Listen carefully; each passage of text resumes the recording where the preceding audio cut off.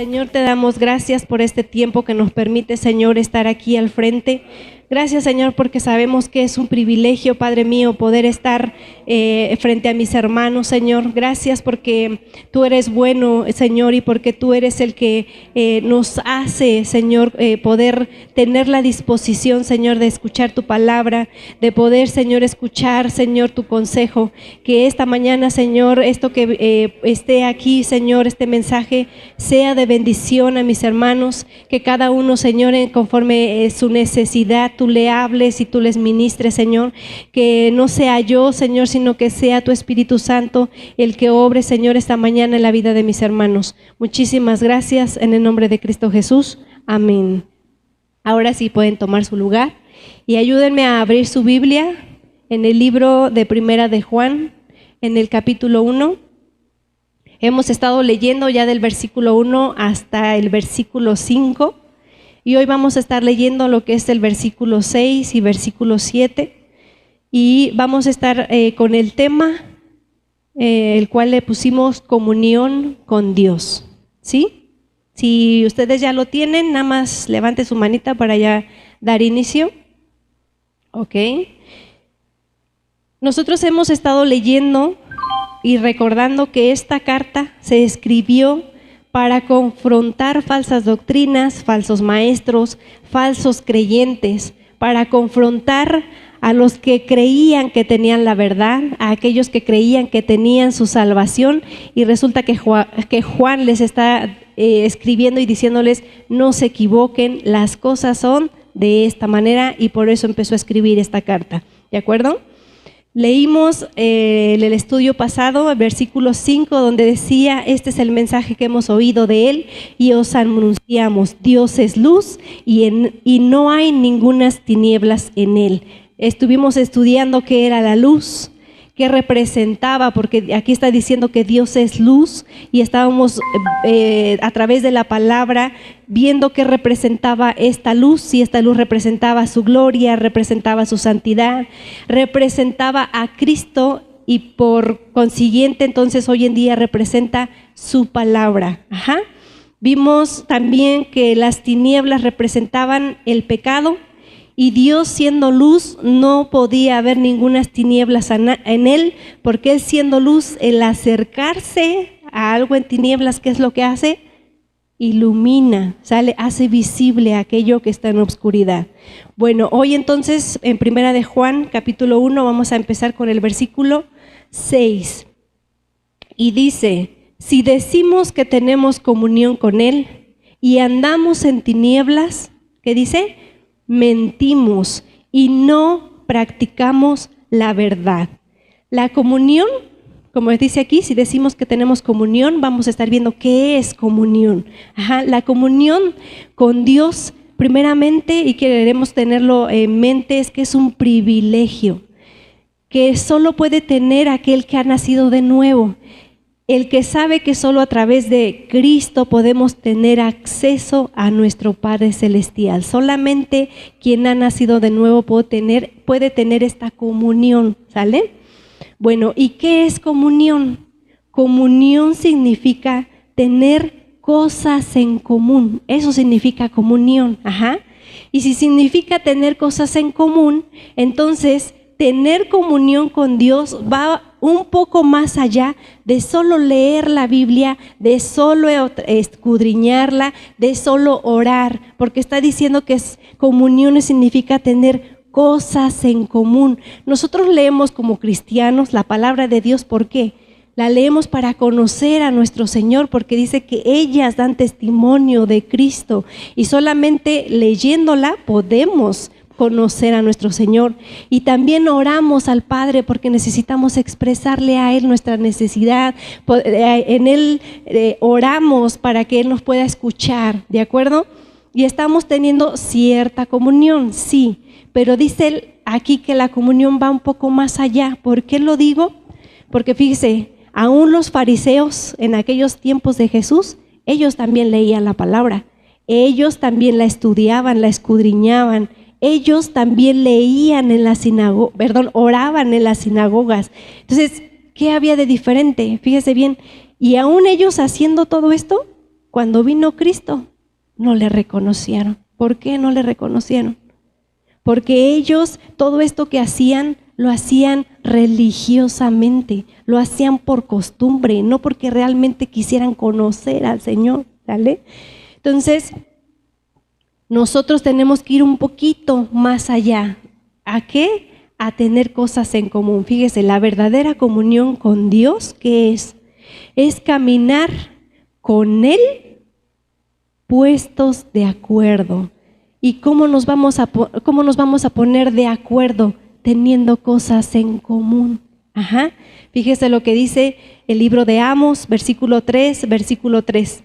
¿Andarán dos juntos si no estuvieren de acuerdo? No se puede, ¿verdad? Los que andan juntos deben ponerse de acuerdo. ¿Y qué los va a llevar a ponerse de acuerdo? Las cosas que puedan tener en común, ¿ok?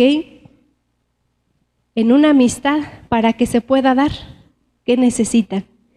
Tener cosas en común, pensamientos, acciones, que nos puedan estar uniendo a la persona que está a nuestro lado. Si no tenemos algo en común y diferimos mucho en nuestra forma de pensar, ¿qué es lo que pasa? Pues te alejas de la persona. ¿Por qué? Porque no piensa como tú, ¿sale? Y a veces no quiere decir que seamos igual en todo, sino que podamos ponernos de acuerdo. Tú piensas de esta forma, yo pienso de aquella, pero te respeto. Y entonces nos ponemos de acuerdo y seguimos caminando juntos, ¿sale?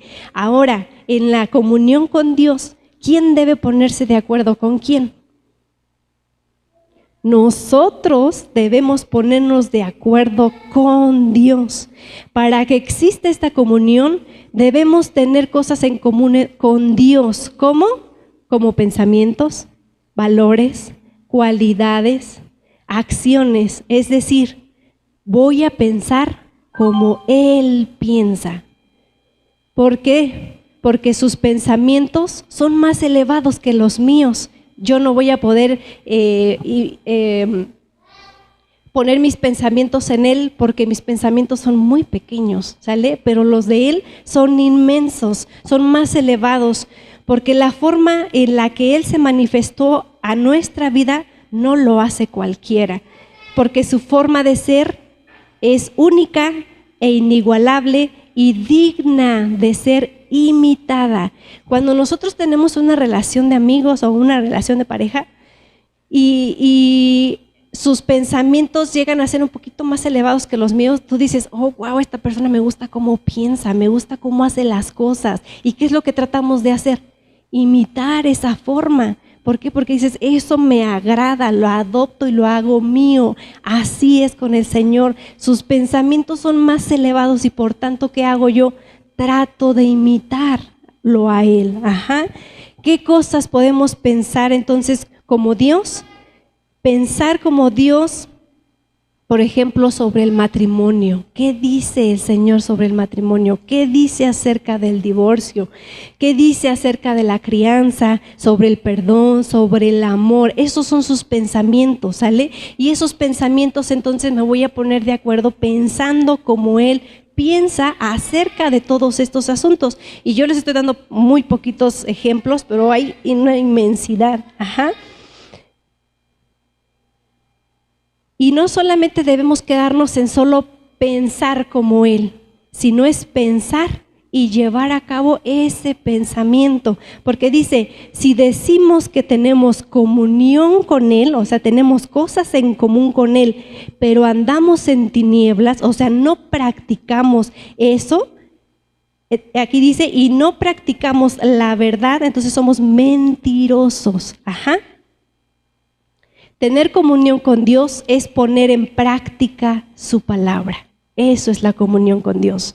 Si no practicamos, si no la vivimos, entonces no estamos puestos de acuerdo con Dios y por tanto mentimos al decir que tenemos una relación personal con Dios, porque al no practicar su verdad quiere decir que seguimos en tinieblas. Y dice en el versículo anterior que estuvimos leyendo que el Señor no tiene comunión con las tinieblas, no habita, no puede, ¿de acuerdo? Entonces, si yo estoy en tinieblas, o sea, no estoy practicando la verdad, mentimos que tenemos una relación con Dios. ¿Y quiénes practican entonces la verdad? Los que anhelan las cualidades de Dios en sus vidas. ¿Y cuáles son sus cualidades? Tiene una inmensidad, ya lo hemos visto muchas veces. Muchos de sus atributos: es misericordioso, es bondadoso, es amoroso, es justo, es bondadoso, ¿sale? Queremos imitar estas cualidades porque son dignas de tenerlas, y no lo vamos a hacer por imposición, porque a veces cuando tú ves a esta persona que les digo, lo adoptas porque tú quieres tener eso, porque para ti es digno de admiración y lo quieres tener en tu vida. No porque alguien te diga, tienes que perdonar, tienes que amar, no te lo están imponiendo, tú decides ser como Dios es. Entonces, ¿quiénes practican la verdad? Los que anhelan las cualidades de Dios en sus vidas. ¿Quiénes más practican la verdad? Los que quieren glorificar a Dios, no por carga, sino por darle la honra a quien realmente la merece. ¿Cómo no va a ser honrado mi Señor, quien me amó a pesar de mis errores, que me perdonó aún aunque yo no merezco ser perdonada? Él me perdonó. Entonces, por eso yo practico su verdad, ¿sale? Y ¿quiénes más practican la verdad? Los que anhelan conocer a Dios. Y ese anhelo los lleva a pasar horas esforzándose e invirtiendo tiempo para conocerle. Cuando nosotros queremos algo realmente, sea un coche, sea una casa, sea lo que sea, luchas por obtenerlo y dices, no me importa, tengo que lograrlo, así me lleve todo el día trabajando o lo que sea. Tú te estás esforzando para lograr obtener eso, ¿sale? Imagínense entonces, si nosotros tenemos un verdadero anhelo de conocer a Dios, entonces tengo flojera de leer la palabra, pero yo me aplico. ¿Por qué? Porque deseo conocerle, ¿sale? Tengo flojera orar, es que no quiero orar, estoy enojada, no puedo, no sé, muchos pretextos. Pero si realmente quieres conocer al Señor, dejas a un lado eso y te esfuerzas por platicar con el Señor. Invertimos tiempo, vengo a la iglesia, a donde me están hablando de Él. ¿Por qué? Porque estoy invirtiendo ese tiempo. ¿Dónde más te van a hablar de la palabra? ¿Tus amigos o donde tú estás trabajando? No lo van a hacer. Vienes a un lugar para conocerle, ¿sale? ¿Por qué? Porque estás invirtiendo, porque quieres hacerlo realmente. Si practicamos la verdad, entonces andamos en luz. Andamos, ¿y qué significa andar andar en luz? Significa que andamos transparentes ante la vida, porque su luz manifiesta mis obras, si son buenas, si no son buenas, solo Él lo sabe. Andar en la luz quiere decir que estamos siendo expuestos ante los ojos de Dios y ante los ojos de los hombres. Todo el que peca o está en tinieblas no quiere ser expuesto. Al contrario, esconde sus malas obras.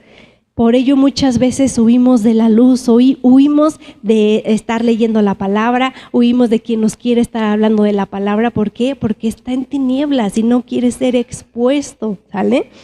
La luz representa verdad, representa su palabra, y entonces muchos no deseamos estar en ella porque nos muestra nuestros pecados. Fíjese, en Hebreos capítulo 4 versículo 12 dice, porque la palabra de Dios es viva y es eficaz y más cortante que una espada de dos filos, y penetra hasta partir el alma y el espíritu, las coyunturas y los tuétanos. Y fíjese bien, dice, y discierne los pensamientos y las intenciones del corazón. Por eso a veces cuando leemos nos confronta la palabra y decimos, ¡uy!, ¿no?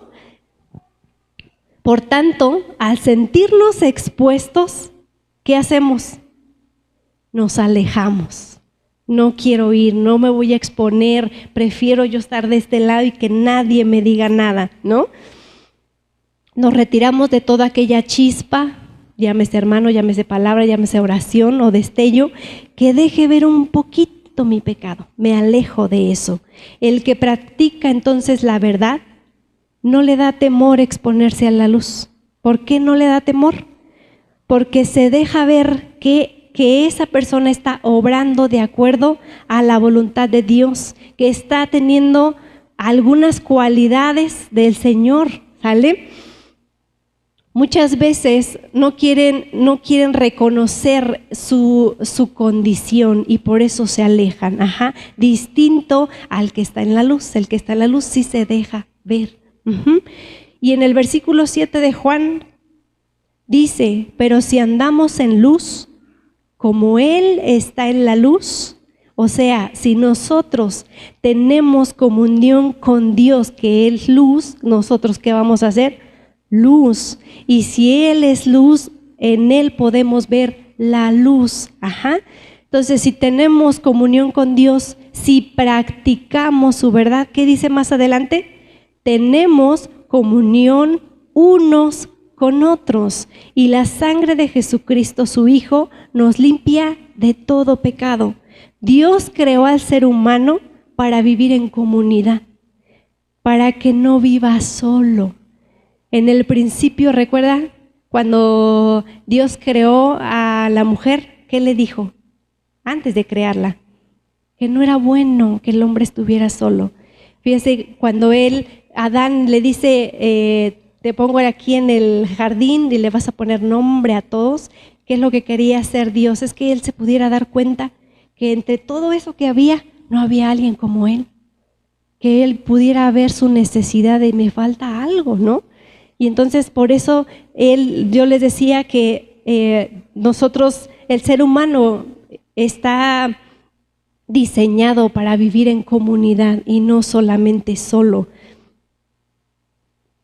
En el principio la comunión era Dios, Adán y Eva. Tenían cosas en común, estaban puestos de acuerdo en lo que podían y no debían hacer, estaban puestos de acuerdo. Sin embargo, descuidaron esa comunión y entonces ¿con quién más bien empezaron a ponerse de acuerdo? Con Satanás. Y entonces ya tu relación de aquí ya no estaba con otra, con Satanás. ¿Y qué fue lo que pasó? Entró el pecado.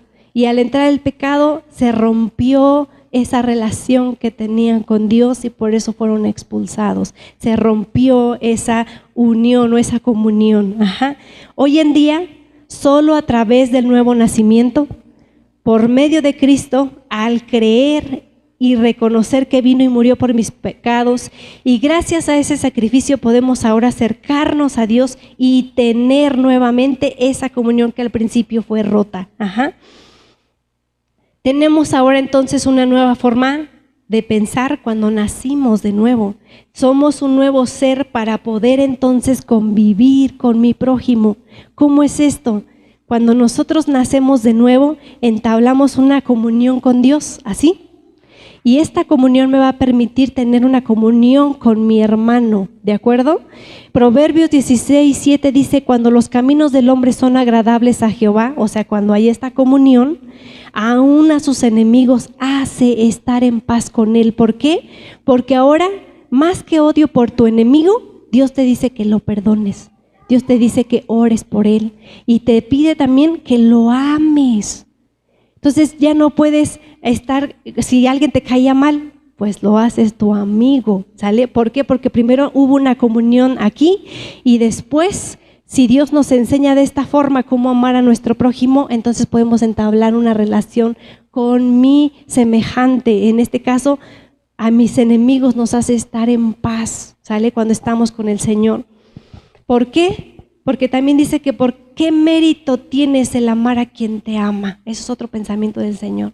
Entonces por eso nos dice, ama a aquel que a lo mejor no lo queremos amar, pero en el Señor podemos lograr hacerlo. En el nuevo nacimiento todo es hecho nuevo. En mi persona hay nuevos pensamientos, principios, cualidades de Dios que ahora rigen nuestras vidas. Y hay un orden para que se pueda dar una comunión con mi hermano o con mi prójimo. Fíjese bien, Mateo capítulo 22, versículo 37 al 39 dice, y amarás al Señor tu Dios con todo tu corazón, con toda tu alma y con toda tu mente y con todas tus fuerzas. Esa es la relación que tú primero primero en todas tus prioridades debes de tener, primero con Él, ¿sale? Él es. Y después el segundo mandamiento es amarás a tu prójimo como a ti mismo. Pero fíjese bien aquí, en la carta de Juan está dirigida hacia los hermanos, ¿sí se acuerdan, verdad? Entonces, Juan está hablando específicamente no de cualquier prójimo, está hablando de mi hermano en la fe. Ajá. Primera de Juan, capítulo 1, versículo 3 lo habíamos leído, porque lo que hemos visto y oído, eso también anunciamos, para que también vosotros tengáis comunión con nosotros, y nuestra comunión verdaderamente es con el Padre y con su Hijo Jesucristo. Entonces se está refiriendo a que mi prójimo ahorita es mi hermano en la fe. Así que nosotros primero debemos tener comunión con Dios para que después podamos tener comunión con mis hermanos. No puede ser al revés. No podemos querer primero amar a la persona que está al lado y al último, pues mi relación con el Señor. ¿Por qué? Porque Él es el que nos va a capacitar para poder convivir con la persona que está frente a nosotros. Porque nosotros no tenemos el poder para cambiar mi corazón y poder cambiar el corazón de aquella persona. Ajá. Solo Él puede poner en nosotros el querer como el hacer buenas obras a estas personas. Y si no hay una buena comunión con mi hermano en la fe, entonces, ¿qué quiere decir esto? Que no estoy teniendo una comunión correcta con Dios. Ajá. Entonces, debemos aprender entonces a examinar cómo está mi comunión con Dios. Tú te vas a dejar ver y examinarte cómo está tu relación con tu hermano, con tus hermanos. Y no solamente estoy hablando de los que están aquí, todos los que están y que conocemos, cómo está nuestra relación con ellos. Y eso nos va a decir cómo está nuestra relación con Dios. Si yo amo a mi hermano, entonces lo critico, lo envidio, lo maldigo, lo juzgo. ¿Sí? No, porque le amo, hago lo contrario, oro por él, pido por él. Ajá. Si en algún momento nos encontramos en nosotros mismos diciendo cómo está mi relación con mi hermano y te encuentras juzgando y te encuentras criticándolo y hablando mal de él, entonces examínate, ¿sale? ¿Cómo está mi relación con el Señor? Porque Él me está dando principios, me está dando valores. Tenemos muchas cosas que nos hacen poder amar a esa persona. Ajá.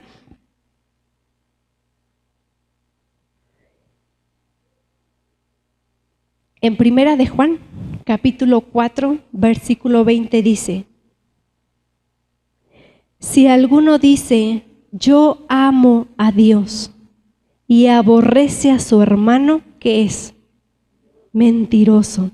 Pues el que ama a su hermano a quien ha visto, pues el que no ama a su hermano a quien ha visto, ¿cómo puede amar a Dios a quien le ha visto?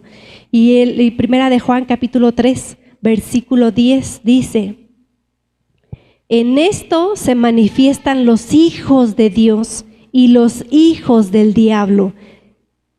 Todo aquel que no hace justicia, eso quiere decir todo aquel que no practica su palabra y no ama a su hermano, no es de Dios. ¿Sí? Hoy en día no queremos muchas veces tener comunión con nuestros hermanos. ¿Por qué? Porque son esto, porque son aquello, porque me lastimaron, porque me hicieron, ¿por qué? Y entonces empezamos a estar mirando todo lo malo del hermano y no queremos convivir con ellos. Prefiero escuchar predicaciones hoy en día que se puede a través de internet, podemos escucharlo y me quedo en mi casa y se acabó. ¿Por qué? Porque no quiero ir a ver a mi hermano, ¿sale? ¿Qué significa eso? ¿Que tu relación con Dios está bien? Ahí les dejo. Es triste mirar este tipo de situaciones, pero a veces es una realidad de nuestras vidas. Porque Dios nos diseñó para vivir, como lo dije anteriormente, en comunidad, en comunión, como dice la palabra, los unos con los otros. Cuando Dios creó al hombre, no dijo entonces que no era bueno que estuviera solo, ¿sale? Porque Él ya veía nuestra necesidad. Se nos fue quitado el vivir en soledad para poder vivir en compañía teniendo cosas en común con mi hermano. ¿Cuáles son esas cosas en común? Que creemos en un mismo Dios, que creemos y vivimos como Él nos está enseñando. Y ellos, estos que tenemos cosas en común, se llaman mis hermanos. ¿Y cómo debería ser nuestra relación? Como un ejemplo de ello es cuando estaba la iglesia primitiva. En Hechos 2, versículo 44 y 47 dice: todos los que habían creído estaban juntos, no dice que cada quien por su lado, estaban juntos y tenían en común todas las cosas. Así debe ser nuestra comunión con nuestro hermano. Y dice también que vendían sus propiedades y sus bienes y los repartían todos según la necesidad de cada uno. ¿Tú sabes la necesidad que tiene tu hermano? ¿Tú sabes cómo la está pasando? ¿Qué has hecho para decir: el Señor me ha dicho cómo debo ser, yo qué he hecho con eso? Si tú no has hecho nada, si no te has preocupado ni siquiera de llamarle cómo está, entonces ¿qué significa? ¿Estás practicando lo que el Señor nos está diciendo? Entonces dice, si tú estás en tinieblas, quiere decir que no estás practicando la verdad y por tanto tu comunión con Dios no está muy adecuada, ¿sale? Y perseverando unánimes cada uno en el templo y partiendo el pan en las casas, comían juntos con alegría y sencillez de corazón, alabando a Dios y teniendo favor con todo el pueblo. Y el Señor añadía cada día a la iglesia los que habían de ser salvos. ¿Por qué? Porque cada quien estaba haciendo su chamba. Se estaba preocupando por el de al lado, por otra persona. Voy y yo le ayudo porque hay esa preocupación dentro de mí, pero no me quedo solo con la preocupación, tengo que ponerlo en práctica, ¿sale? Estos hermanos tenían comunión con Dios, eran sencillos de corazón, dice la palabra. ¿Y quién era sencillo de corazón? ¿Quién era humilde? ¿A quién estaban imitando? A su Señor, Tener un corazón sencillo es no creerse más que los demás. No somos más. Dice que nosotros somos servidores, debemos servir a nuestro hermano, sino que sabe que es servidor de ellos. No se ofende fácilmente porque sabe que Él también le está buscando, que Él también necesita esas cualidades porque no las tenemos nosotros, necesitamos de Él y mi hermano también le necesita al igual que yo. Estos hermanos no demandaban ni exigían privilegios de decir yo merezco esto y aquello, no. Tenían un corazón sencillo delante de Dios. Estaban entonces contentos con lo que tenían, no más, no menos, estaban contentos. No digo que nos quedemos en una posición mediocre tampoco, pero estamos contentos con lo que tenemos en el momento. Y bueno, la relación entonces que tenemos con nuestros hermanos, por tanto, nos va a dejar ver cómo está nuestra relación con Dios. Si Dios nos ayuda, si Dios nos protege, si Dios nos bendice, si Dios nos fortalece, si Dios nos perdona, si Dios nos ama, entonces ¿cómo debemos ser con nuestro hermano? De la misma manera. Si somos salvos y si somos criaturas nuevas, entonces busquemos esta comunión primero con Dios para después bajarla a un nivel con nuestros hermanos, ¿sale? Y ese es el estudio de hoy y espero que les haya sido de bendición y empecemos a buscar realmente a estar practicando su palabra, ¿sale? Pongámonos de pie y pidámosle al Señor que Él sea quien nos ayude a estar imitándolo, a estar buscándolo, a estar deseando sus cualidades en mi vida, deseando conocerle realmente y anhelarlo, ¿sale? Señor, te damos